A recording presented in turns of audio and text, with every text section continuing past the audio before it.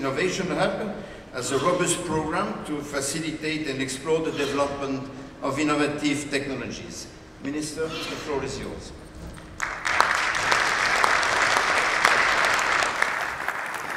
Thank you very much, Eric. It's a great pleasure to be here to kick off this forum on a very important subject. On Monday this week, as you would know, the Turnbull government, of which obviously I'm a member, announced that it will be establishing a national space agency, something about which I've been very enthusiastically supporting. This announcement follows the ongoing consultation by the expert reference group that was appointed to review Australia's space industry capability. The global space industry, as you would all know, is booming. Global revenue from space-related activities has grown at over 3 times the growth rate of global GDP over the last 2 decades, and while there seems a dispute about what that figure is, the figure I have is amount to $323 billion in 2015. This is a valuable opportunity to create Australian jobs and exports, and Australians intend to stake their claim on the world stage.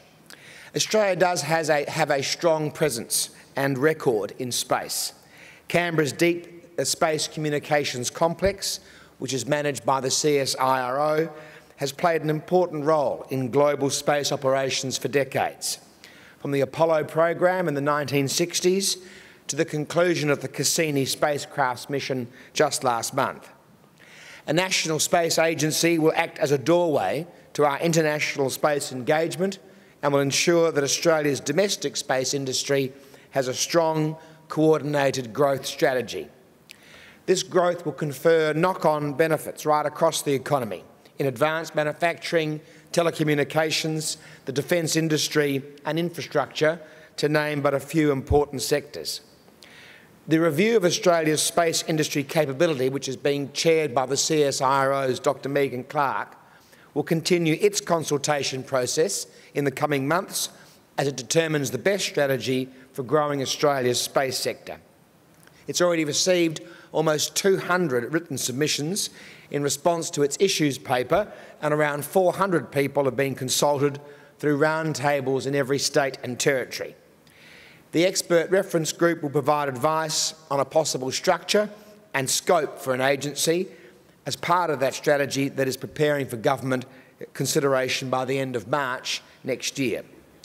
The Australian Government's 2016 Defence White Paper recognises the critical role of space-based and other innovations in defence technology in enabling our forces to achieve their mission.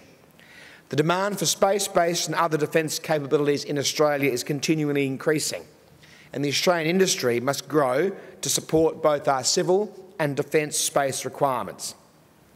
The Defence White Paper adopted an integrated approach to investment, bringing together a range of key elements such as equipment, infrastructure, information and communications technology, science and technology and the workforce, establishing a 10-year integrated investment plan to ensure that Defence's capability needs will be met.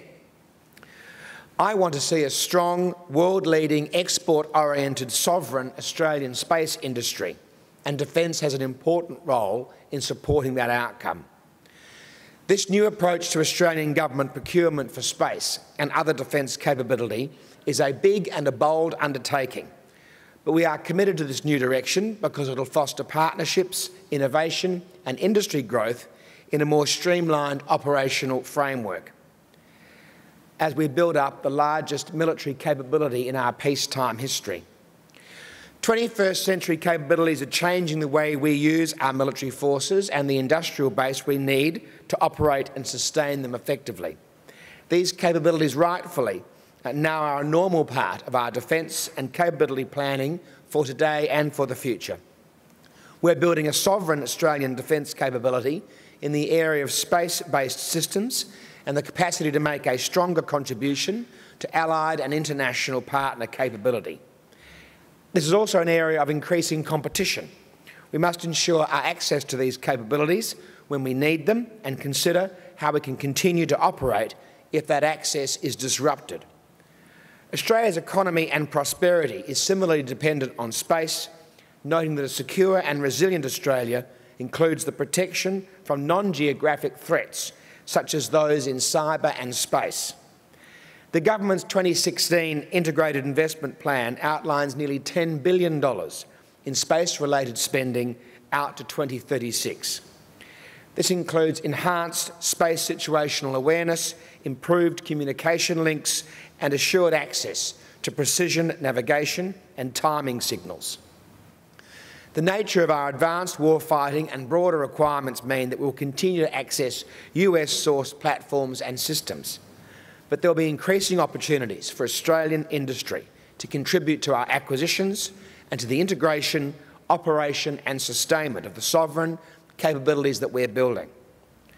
While defence will not by itself be a major driver of the development of Australia's space industry in the next decade, there will be clear synergies between our civil and our defence needs working together. The broad range of industrial capabilities in Australia that we're building and the innovation we're seeing emerge has great potential to meet our defence needs. Last week I announced that space was one of our priorities for seeking proposals within the Defence Innovation Hub this financial year. It's clearly a priority across our broader science and technology investment. And I would encourage everyone to think laterally and creatively about these cross-sector opportunities and also to make use of the defence industry and innovation support initiatives that we've put in place. Not just the Defence Innovation Hub and the Centre for Defence Industry Capability, which I've already opened, but also the Defence Technologies Innovation. From my previous experience as Minister for Industry, Innovation and Science, a position that Arthur Sinodinos now has, I've seen firsthand the capability of Australia's industry in this area, and I welcome the government's focus on our space industry for the recently announced review. Defence also makes a considerable contribution to Australia's space capability. One example of collaboration is the Biari Point satellite launched successfully on an Atlas V rocket which blasted off from Cape Canaveral in Florida in the early hours of the 19th of April this year. It deployed into orbit from the International Space Station in May. Biari is a state-of-the-art miniature satellite, or CubeSat, developed by the United States and hosting a payload developed by the University of New South Wales in Sydney with our Defence Science and Technology Group, the DSTG. Biari joined 3 Australian-built satellites in the Cygnus capsule. As many of you would know, a CubeSat is made up of small cubes that can be configured in various combinations depending on the mission and the payload. The advantage of using cube satellites that typically weigh less than 10 kilos is that they are smaller and lighter than conventional satellites, and more than one can be carried into space at one time. Because of the new opportunities offered by small satellites, Defence's involvement in space research is expecting to expand. Biari will conduct a range of experiments aimed at increasing our understanding of outer atmospheric effects on small satellites and improving our ability to track space objects. We can track Biari with our ground-based sensors and check that against measurements of the satellite's location, collected using GPS on board the satellite. The Mount Stromlo Observatory in Canberra is involved in tracking the Biari Cube satellite. Biari will be followed by the Buccaneer CubeSat, developed through the DSTG and the University of New South Wales in Canberra, and is expected to be launched later this year. The first Buccaneer spacecraft will confirm the technologies involved in deploying a 3-metre antenna, as well as undertake outer atmospheric drag and photometry experiments. The subsequent Buccaneer mission will carry an advanced high-frequency radio receiver to allow scientists to conduct calibration activities for our Jindalee operational radar network, the JORN network. This is but one example of the great opportunity before us for collaboration and innovation, to be a world leader and to work with other countries to harness the opportunities in space. I'm certainly looking forward to hearing the outcome of the discussions, not just at this networking opportunity this morning, but also from the entire week's conference, about how government and industry can work together more effectively from procurement to contract execution in order to promote true partnership and innovation to meet Australia's civil and defence needs. Thank you very much for the opportunity to open this particular network workshop.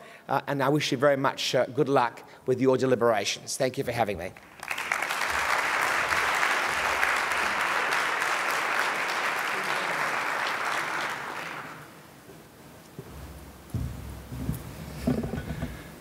Good morning, ladies and gentlemen.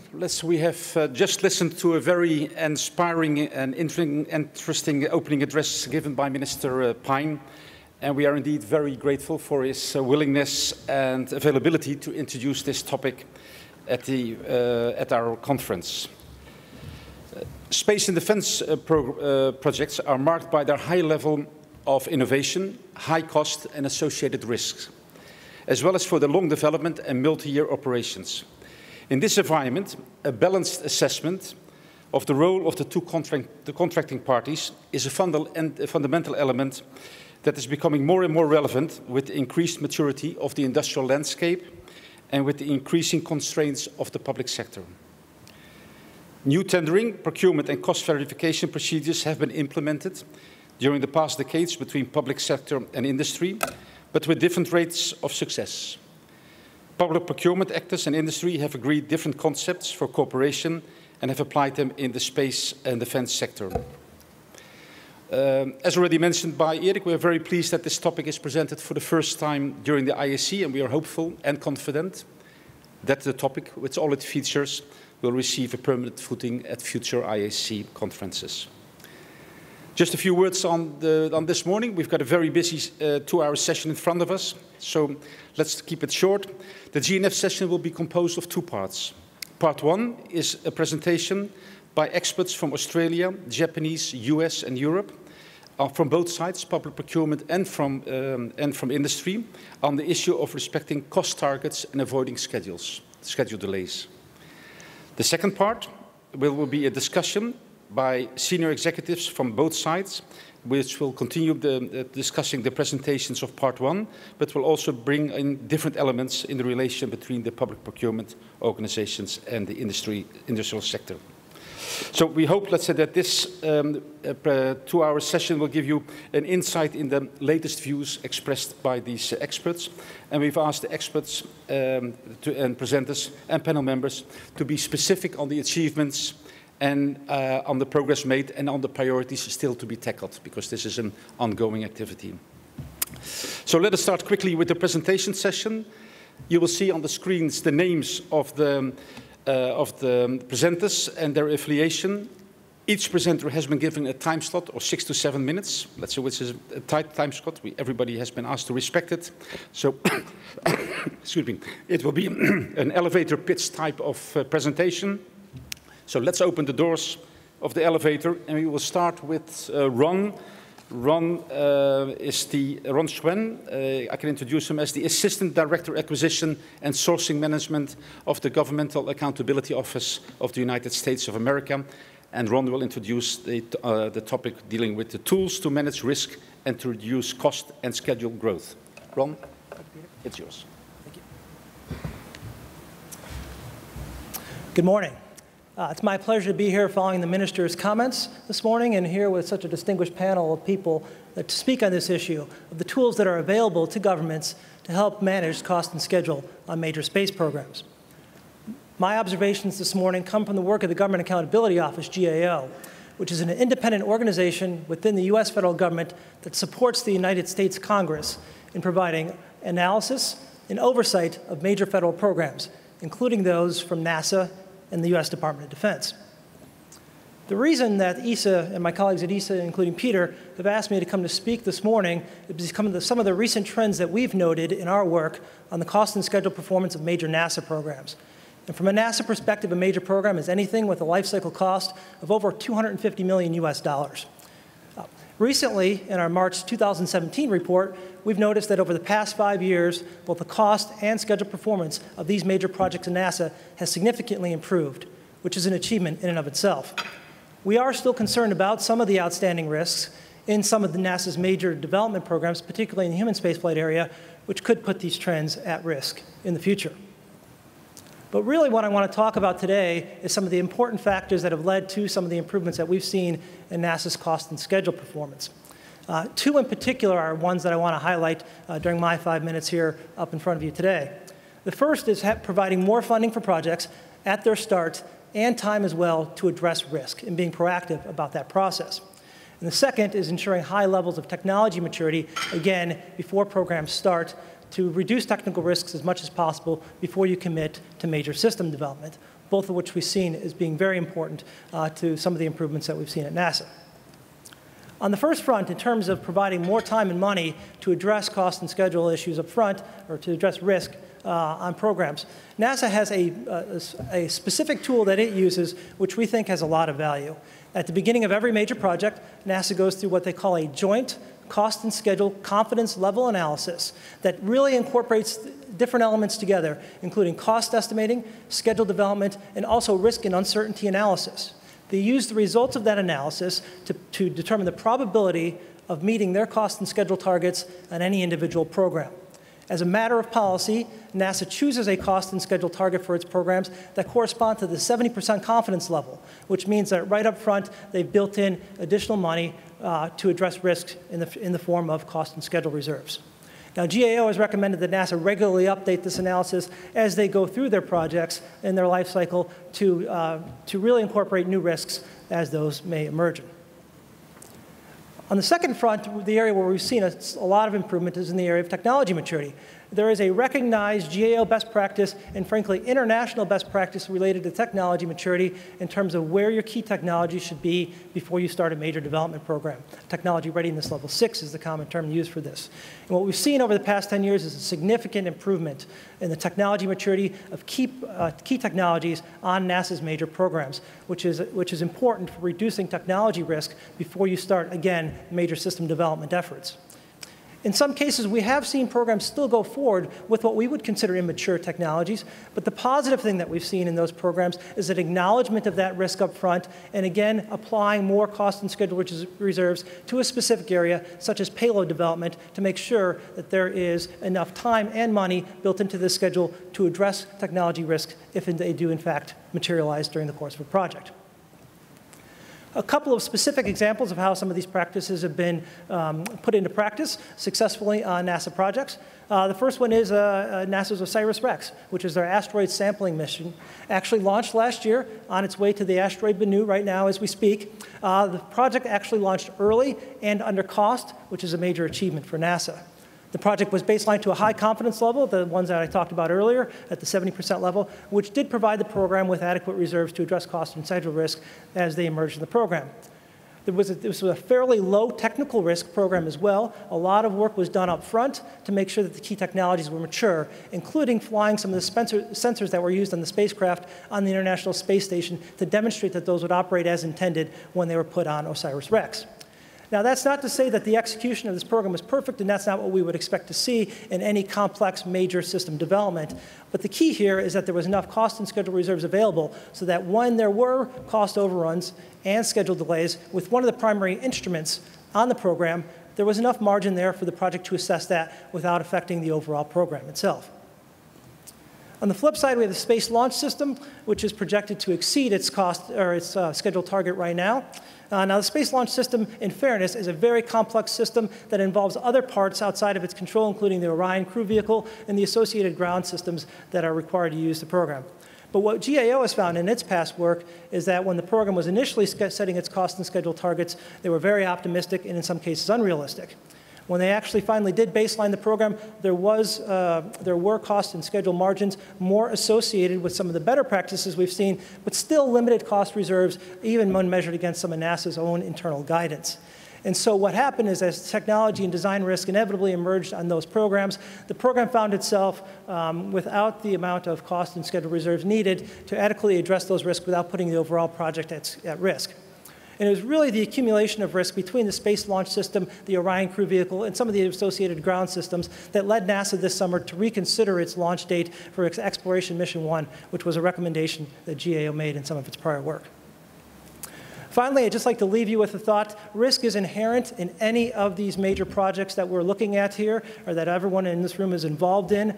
These are very complex development efforts in a very complex environment of space. So the key for us is to both minimize risks where we have opportunities to do that up front in areas like technology maturity, analyze risks and take those into account when we're putting in cost and schedule baselines in place, and provide program managers adequate margins to address risks as they inevitably emerge on some of these complex issues.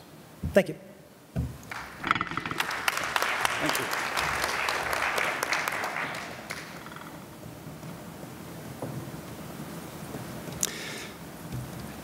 Yep, thank you. Thank you, Ron. I would like to introduce the second speaker, which is Andy Cornfield, the Chief Financial Officer of BAE Systems Australia, who will give us an estimating journey.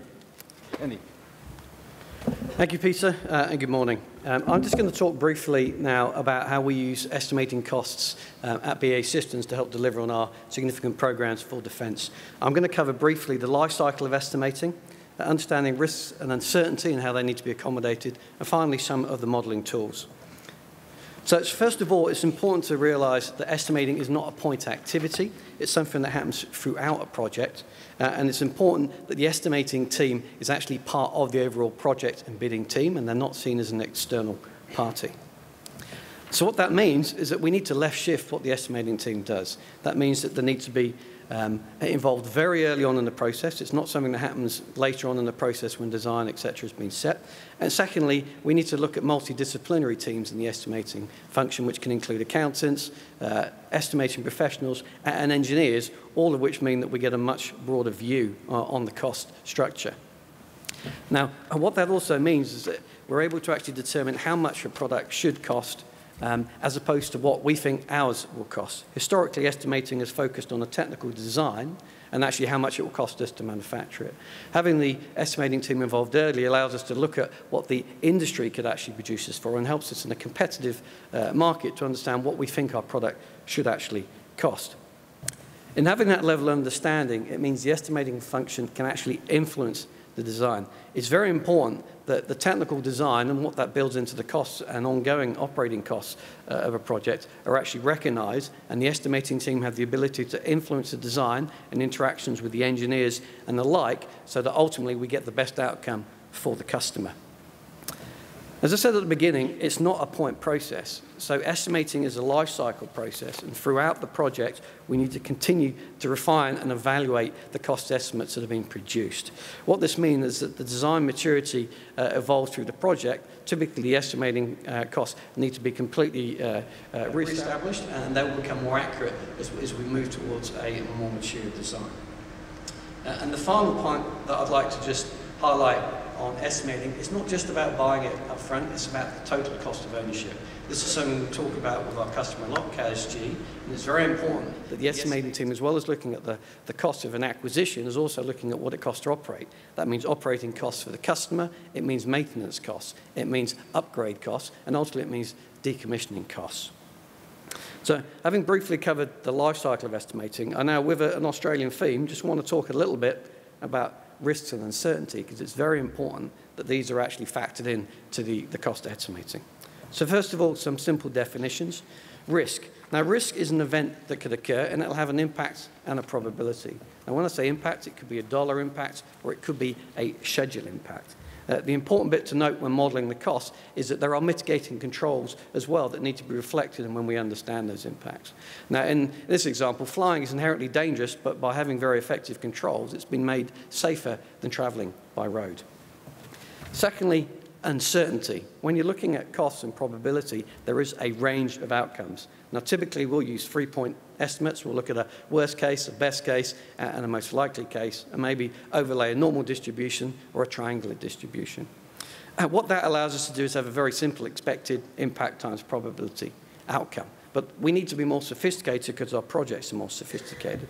So what we do is we run statistical analysis, and we typically use random sampling using Monte Carlo type approaches, which allow us to actually look at the distribution of the potential outcomes and hence gain a confidence limit. What this has also allowed us to do is actually develop tools whereby we model the impact on cost and schedule at the same time. Now, here's an example that shows on the x-axis, if you're below it, the cost is good, and on the y-axis, if you're to the left of it, your schedule is good. Now, the yellow line there is a confidence, an 80% confidence limit, which clearly shows on this project we've got a bit of work to do. But what it does allow you to do is actually determine a comfortable balance point on the schedule and costs. Now, what this means is that from a contractor perspective, are we comfortable with the cost and schedule, risk, probability of completion, especially if it's a fixed price contract. And from the customer side, they may have more focus on the schedule or the cost, and the interactions between the two can be varied to ultimately come up with a confidence limit that's acceptable to the contractor and the customer. So finally, how do we go about doing this? So all of these cost estimates require models, and they vary in complexity from parametric modeling to more complex operational analysis and discrete event simulation. Now, parametric modeling is the simplest and is the one that we tend to use early on in the process. And it's very much data-driven and involves just twisting the dials to see what we get. It's often used for the what it should cost and also as a top-down validation of detailed models. What is important for this is that you have to be able to break down a complex model into discrete elements that you can actually use using variables x times y equals z. Now, of course, the reality is that our projects tend to be a bit more complex than that, particularly in defence and cost. So what we do is we use more complex tools using operational analysis and discrete event simulation, which allows us to actually model and understand where there are inefficiencies in projects and structures, and also where there's bottlenecks. And using that information, actually feed it back into the project team, estimating being part of the team, so that we actually get the best outcome for the customer and the highest probability for us. So finally, just a few points I'd like to highlight when you are doing this modelling.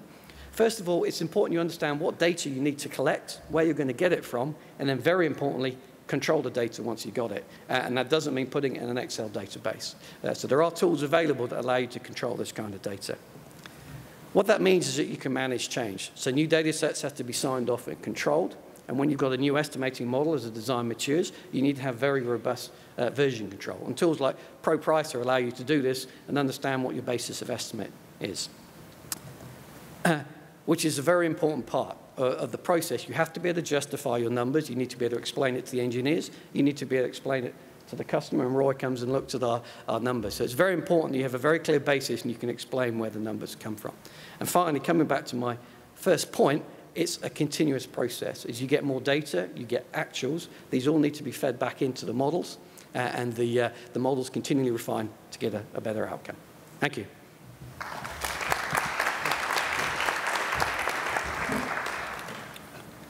Very interesting presentation. Thank you, Andy. The next one, Roy Zacharias, Executive Director of the Financial Investigation Service, Australian DoD. Roy. Thank you,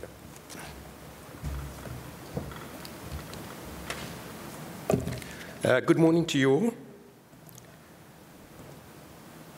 And I welcome this opportunity to share with you, albeit only briefly, some evolving aspects of complex procurement and project management from Australian defence perspective.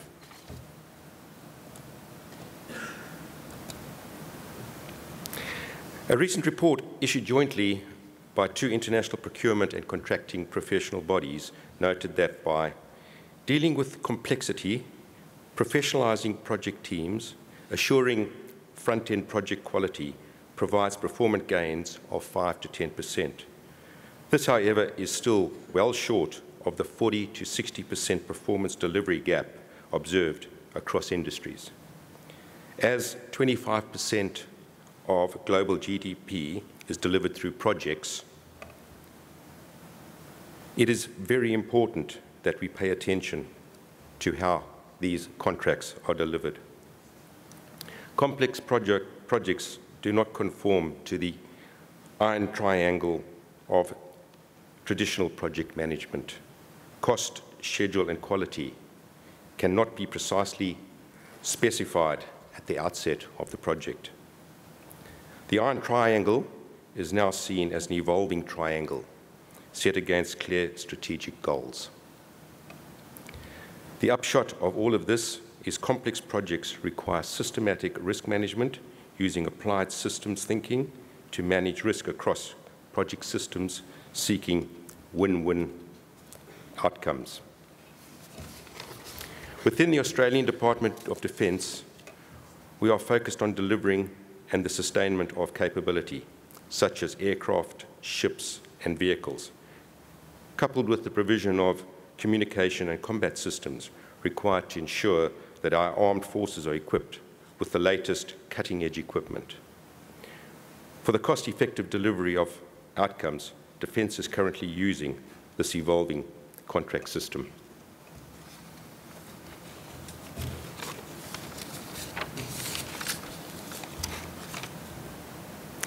One such aspect is the introduction of collaborative contracting based on the initial work done in the UK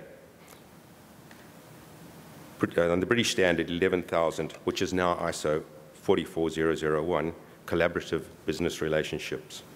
As stated by Minister Pine in his opening address, collaborative contracting seeks to treat industry partners as fundamental inputs to capability, like other elements, such as facilities. Engaging industry throughout the entire capability lifecycle of the asset will result in strong relationships focused on value creation. That elusive win-win, both defence and our industry partners are seeking. So, how do we do this?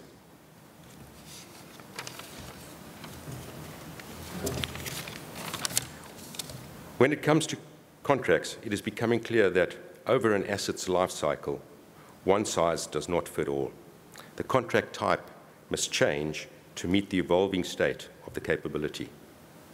In the beginning, there is cost uncertainty, driven by performance usage and schedule risk, where a cost plus fixed fee contract type is most suitable. That is, the focus is on cost exploration. As the platform matures, more cost information becomes available, and reduced costs from efficiencies can be expected. At this stage, a fixed price contract with performance metrics is suitable. The focus is now on cost reduction. As the platform ages, cost uncertainty reappears, requiring a rethink of the contract type. For this period, to the disposal of the asset, a cost-plus contract should be considered. The focus is now on cost containment. The key takeaway from this diagram is simple. Whilst we may change the basis of payment and potentially the contract need to maintain our relationship with our industry partners, we maintain an enduring level of trust and fairness in this relationship.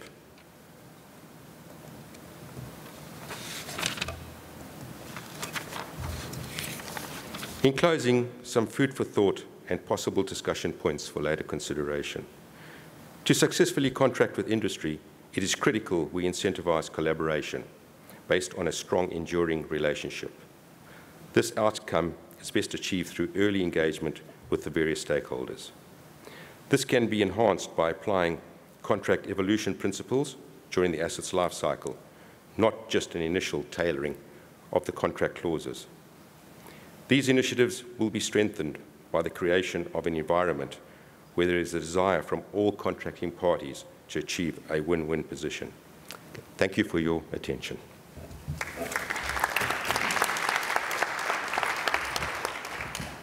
Thank you, Roy. The next speaker, and we're very pleased that JAXA colleagues are joining this conference. Let's see, is Hiroyuki Kishindo of JAXA, discussing the procurement systems and respecting costs and schedules in the JAXA project context.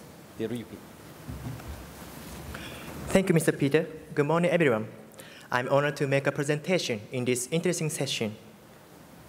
In my presentation, first, I talk about contract types as tools to avoid cost overruns and schedule delay. And secondly, I briefly introduce our recent challenge about procurement reform in JAXA's projects.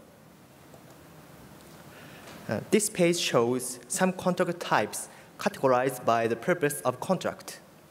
Sale and purchase contract will be easy to imagine. Please look at the chart in this slide. A contractor transfers a certain real right to JAXA, and JAXA pays the purchase money. And the second one is service contract. The purpose of this contract is the completion of work, and JAXA pays remuneration for the outcome of the work. The third one is consignment contract, which requests a contractor to perform an act. And the purpose of this contract is not the completion of the desired outcome, so JAXA pays actual cost and expenses. And lastly, research and development contract has the intermediate feature between service contract and consignment contract. So JAXA requests a contractor to design, test, and manufacture, and JAXA can give technological interaction and guidance. And contractor performs the required work by using own technologies. So research and development contract may be useful in the case that technological specification cannot be fixed at the time of the contract solicitation. And so, this type of contract makes the responsibility unclear, and this uncertainty may lead to cost overruns. If a contractor fails to comply with delivery by due date and because of the contractor's negligence, JAXA has the right to claim compensation against contractor. With consideration of particularity of outer space, the amount of compensation is limited up to 6% of contracted amount for the period of delay. But a few years ago, JAXA changed the clause of sale and purchase contract to be consistent with the usual liability in civil law. If a contractor cannot accomplish the contract, JAXA may demand compensation against contractor or terminate the contract. If a contractor delays in delivery without contractor's negligence, such as a force majeure, there is no ability, as you can in the latter part in this slide. JAXA sometimes adjusts the clause to reduce penalty for reduce in the big project.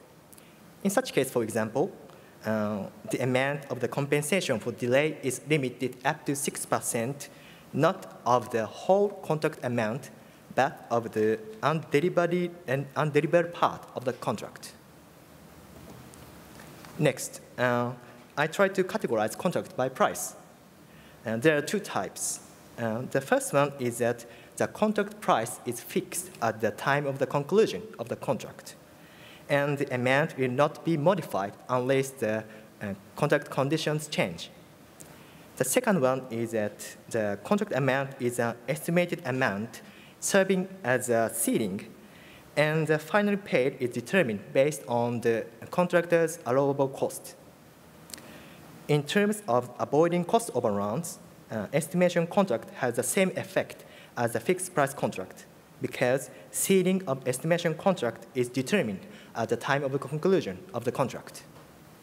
On the other hand, fixed price contracts provide an incentive for contractor to reduce cost because estimation contract does not need to adjust the final amount. Finally, I introduce the overview of reform of the project management in JAXA. After the accident of JAXA's scientific satellite, Astro H, last year, JAXA had studied the reform. One of the goals is to encourage JAXA and industry maximize each ability as equal partner for steady implementation of JAXA project. Another goal is to enhance internationally competitiveness of JAXA in industry. And in order to achieve these goals, we set three actions. In the next section, next panel discussion, Mr. Terada from JAXA refers the method which we just try to avoid cost overrun and schedule delay. Thank you for listening.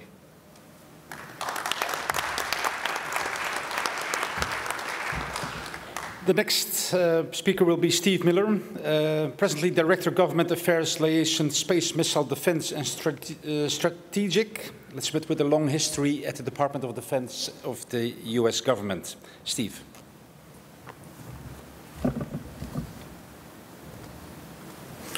Thank you all.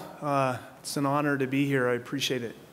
A little bit about myself. I spent about 2.5 decades with the Department of Defense overseeing most of the major weapon systems they procured over, well, since the early 90s, before joining Lockheed about 5 months ago. 5 minutes ago. Seems that way. There's a couple of things I'd like to leave you with on a successful program. One is, it is really hard. It requires people to have an expertise from contracting to data analysis to project management to technical issues to cost analysis, all of the above. You have to be able to do all of it well to understand a program.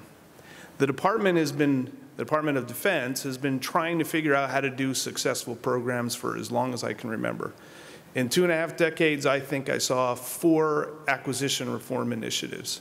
Each one supposedly going to fix the problem. We still have issues with acquisition programs today. The one thing, though, if I leave you with one piece, is that data is key.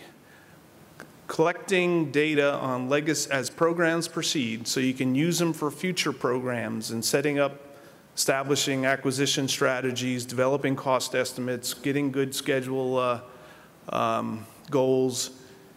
You have to collect the data from legacy programs. Nobody wants to do it at the outset. It's a pain. They don't see the benefit to the program they're executing, but unless you collect the information as you go, you'll never have a database to help put the thing together for the next time around. And that's been a problem with the Department of Defense for years and years. They haven't collected the data. But if you do it, you can, at the end of, after really it takes decades to collect that data, you can get a good system, a good set of data, good data set that enables you to really begin to see what works and what doesn't in certain environments. The other thing that the Defense Department has tried to do for years is to come up with an algorithm for a successful program, that people can pick up a document and say, follow this approach, and you'll have a good program. There's no such thing. Everyone is different. You have to tailor the situation to, you have to tailor the oversight and the management to the situation. You have to understand the industry folks that are chasing it. What's their expertise? You have to understand the controls that the government program office has. You have to understand what the requirements from the user are. What are the schedule and cost limitations? Everyone is different. And that's been a problem as they try to algorithmatize it. They try to use one model fits all and inevitably leads to programs that don't perform. So I can leave you with one thing. It's data is key. And the collection of, and it's not just random collection of data, it's collection of data in a thoughtful way, in a very structured way to, so you can align one program to the next. If you just use it kind of as it goes, you'll have downstream, you'll have a very difficult time aligning one program with the next. I put down a bunch of ideas here. It is a partnership with industry. I think you've heard many, over the last couple of days, I've heard many speakers talk about how key the collaboration is, there's no doubt. It only works when you're working together for common goals. When programs go south on you, you tend to start having that rift can begin to get bigger between the two, industry and government. But it's working together beforehand, getting those relationships down that enables you to work through those hard times. There's just no substitute for it. But there's a lot of times, as you know, the acquisition strategy can make that very difficult to establish that partnership. In very hotly competed programs that come up with very difficult schedule and cost goals, it becomes difficult to establish that partnership. But it's key. You'll never get there if you don't have it. All right, next one. I wanted to talk a little bit about risk. And risk is a funny thing. It's one person's risk is different from another person's risk. It's very subjective. It's very difficult to come up with those risk curves that people talk about because a 70% line for one person isn't a 70% line for another. Risk is about knowing what questions to ask and then how to develop mitigation strategies along the way. I've argued, and we were able to put into law changes on how risk is presented from the government side to oversight in Congress. It's more about explaining what the risks are and the strategies to mitigate them, more than trying to quantify them. Inevitably, someone's analysis of risk is not going to be yours, and it's through that discussion, it's through that that dialogue that enables people to give a confidence that you can execute a program. Now, of late, there's, and I think Ron's pitch showed you, there's been a lot of cost growth. There's been similar to DOD, on the DOD side. And the pendulum is swung toward trying to minimize risk. Well, risk is something inherent in all programs. But if you try to minimize it, you find that you're starting to fall behind both in science and in your national security advantage. And that's, frankly, that the Department of Defense has gone through that. A lot of the techniques that were developed today that are being employed to minimize risk were developed when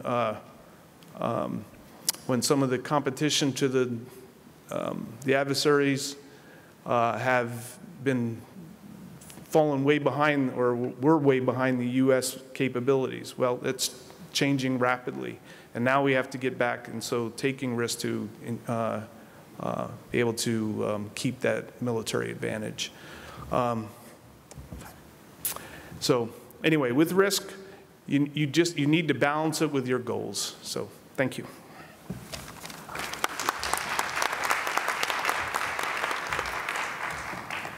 Next one is Vincenzo Giorgio, the Vice President, Institutional Marketing and Sales, Thales Alenia Space. Vincenzo. So thank you to the organizer for having given me the possibility to contribute to the panel with some industry view, and meanwhile showing as well what we're presently doing in our company in terms of improvement processes. Let's start saying that somewhat the risks associated with cost deviation and schedule deviation, it's somewhat unavoidable, especially when you deal with projects which are either prototypes project or some of the science project which uses some front-end technology, as well as planetary exploration project which we're dealing with.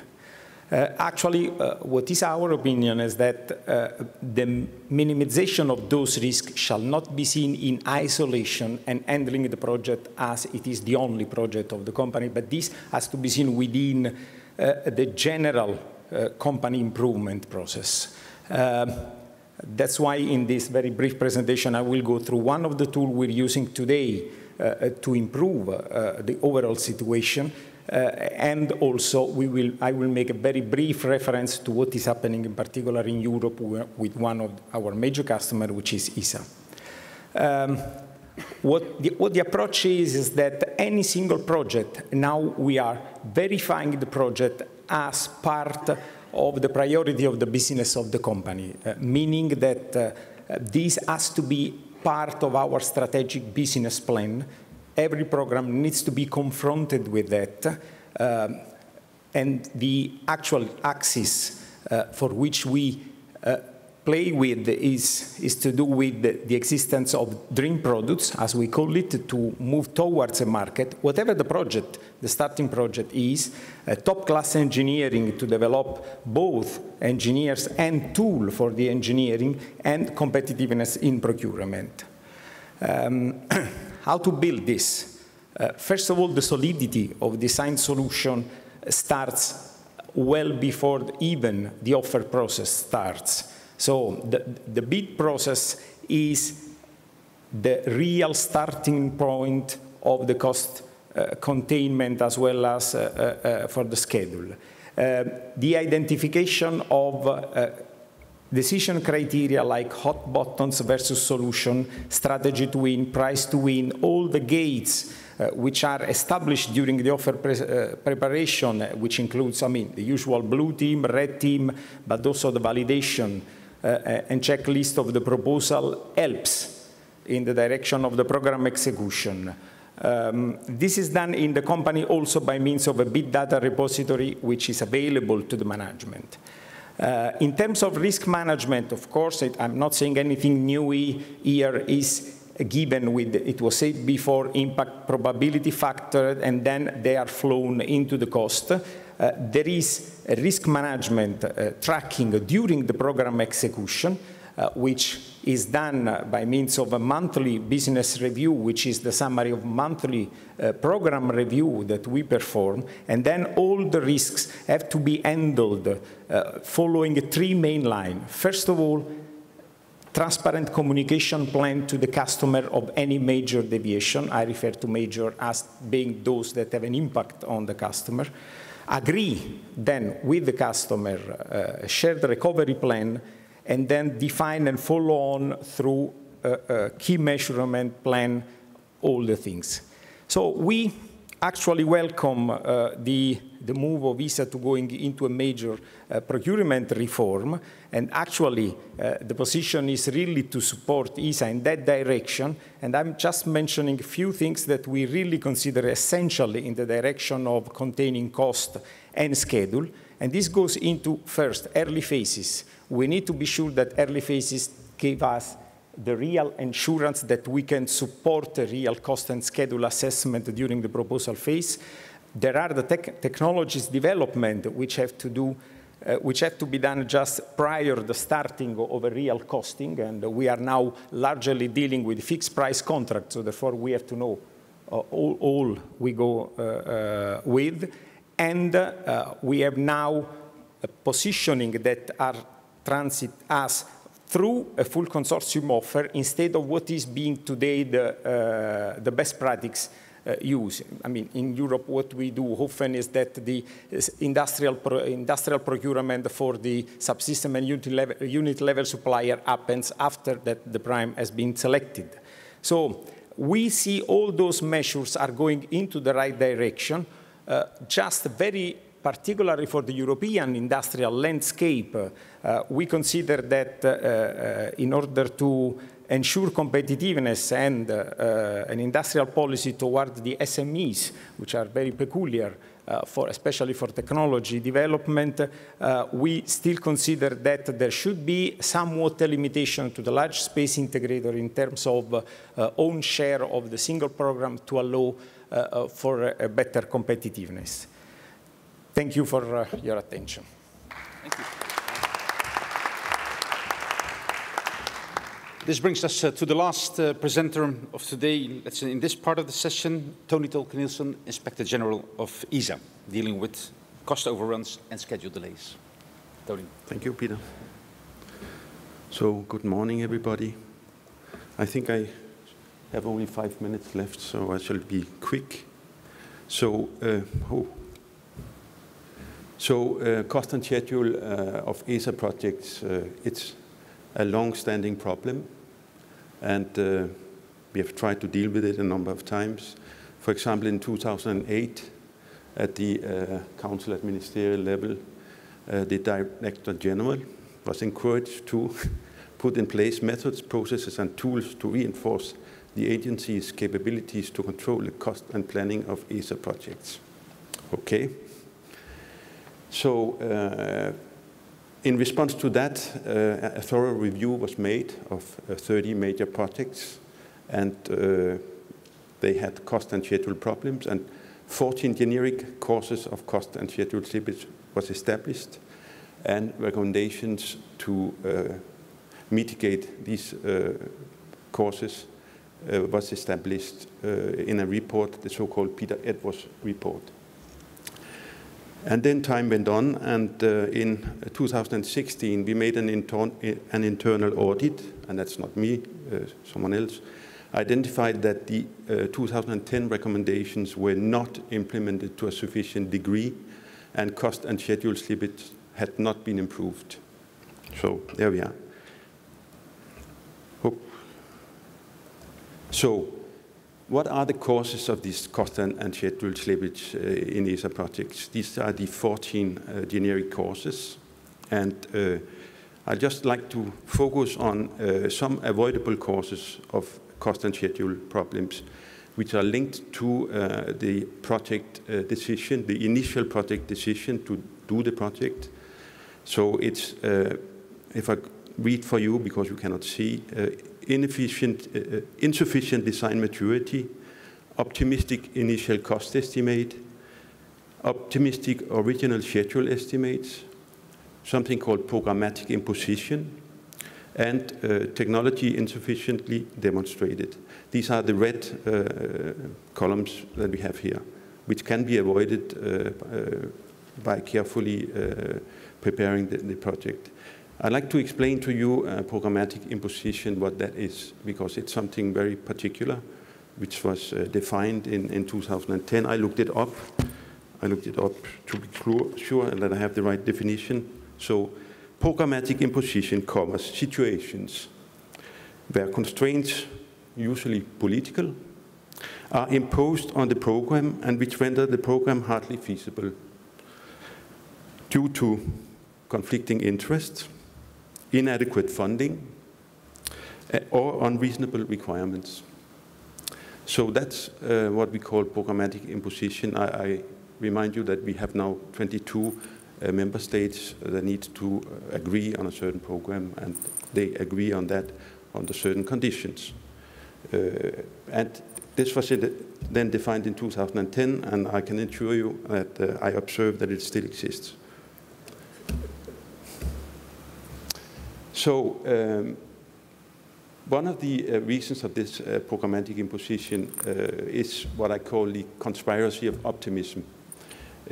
So the biggest causes of cost and schedule slippage is often linked to wishful thinking or the so-called conspiracy of optimism. So we have an industry in competition. They are very optimistic with their cost, and I will come and explain that a little bit later when we sign the contract with them or when we discuss the project with them.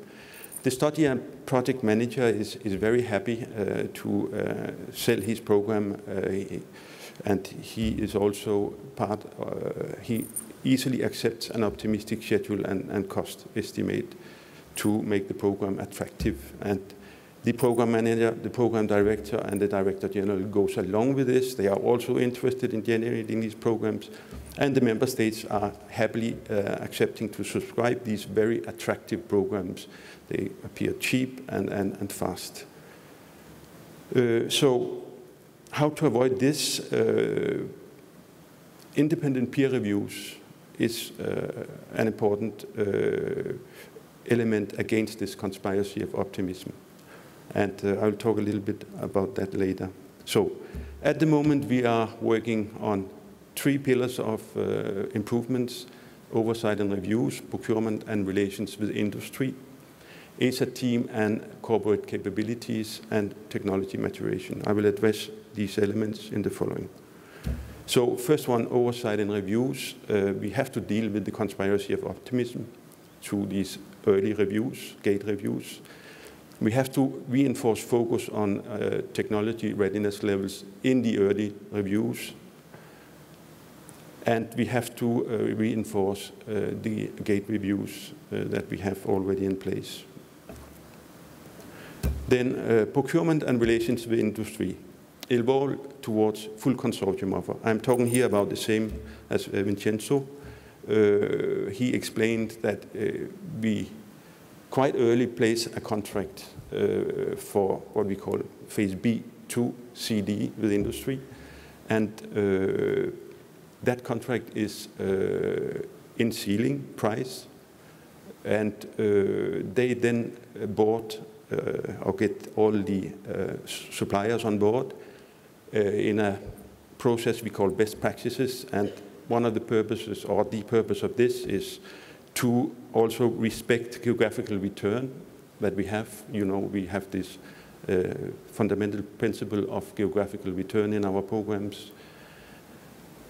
And then when all subcontractors has been boarded, we have the conversion of the price from ceiling price to firm fixed price. And it can take 1 to 2 years, this period, and very often we get a very bad surprise when we convert the ceiling price into a firm fixed price. And this is what we want to deal with in the full consortium offer, where it's a consolidated proposal with all the subcontractors already on board when we place the phase B2 CD or CD contract. We shall have to extend the early phases and then adapt the CD phase. So enhanced predictability of launch service price. Projects systematically underestimate launch service price, so we have to do something about that. And then critical elements first. We shall avoid to establish satellite contracts with critical instruments where we start a marching army. We should start with instruments, critical instruments first, and then when we are mature enough, we can subsume this instrument contract into a full satellite or mission contract. So this is something we have tried now, we have started to do. Then ESA team and corporate capabilities. We need to foster some cross-fertilization between project managers. They are often very alone and work with their head down. We need to pursue our project management training courses that we have in place. And we want to systematically track schedule and cost at corporate level so that it becomes very transparent to our hierarchy how it's going with this. And then technology maturity. We need to strengthen the technology maturity processes and ensure sufficient funding is allocated to technology in due time. Strengthen the focus on technology in the early reviews. And then we have to understand the same thing about a given technology readiness level. It's not, or sometimes there are some surprises when technology is handed over to a project from the technical department, and it's supposed to be at 6, and later on it is discovered that it was not the case. Okay. So thank you for your attention.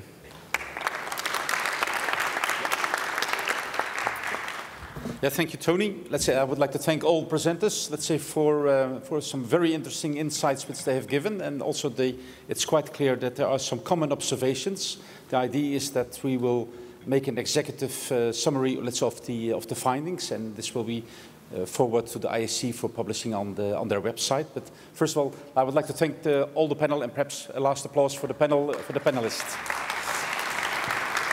At the same time, I would like to invite the panel members for coming up to the stage, and just a little bit of how we're going to organize this. We're going to ask questions to the panel members, and each panel member will have 5 minutes to answer this one, and that there will be one of the other panel members will give the comments on what that panel member has said. So we will have the A-B scenario, panel member A, 5 minutes, panel member B with 2 minutes response on what panel member A has indicated.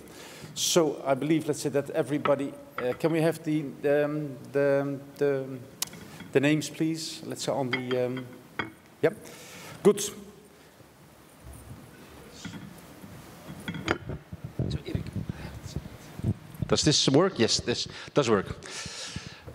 Erik, let's say the first question is with you, and Tony and also Vincenzo have already elaborated on this notion of the full consortium offer inside the ESA as one of the 4 big pillars for the improvement of our situation regarding cost and schedule.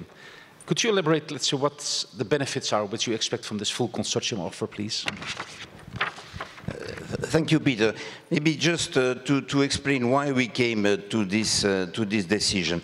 In the early time of ESA procurement, of ESA existence, we were procuring our satellites to pre-existing consortium, allowing us to deliver according to geographical return requirements. This is something that Tony has briefly mentioned, but it is important. In ESA, we have a number of member states. They are investing in the ESA programs, and they are receiving return contracts commensurate with their level of investment in the ESA program. This is, of course, the strong incentive to ensure that space activities in Europe are continuing to grow. We have been confronted in the 90s with a phenomena, not only in Europe, but in Europe very strongly, which was a profound restructuring of the industry that has culminated at a point in time to have in Germany nearly all the space capacities regrouped in one single company. Therefore, it was no longer possible to organize a competition with only one single German actor, knowing that Germany is one of the key players in the ESA programs. We have moved then to what we have called the two-stage tendering. Two-stage meaning first we select the prime, and second we ask the prime to progressively select its full team through a competitive process that was mentioned some minutes ago. The advantage have been twofold. The first, to maintain competition during 20 years in Europe, so far until today, and second, to maintain the geographical return system that was really the incentive for member states to invest in space. However, we are confronted, as was said clearly by Tony, with schedule delays and increase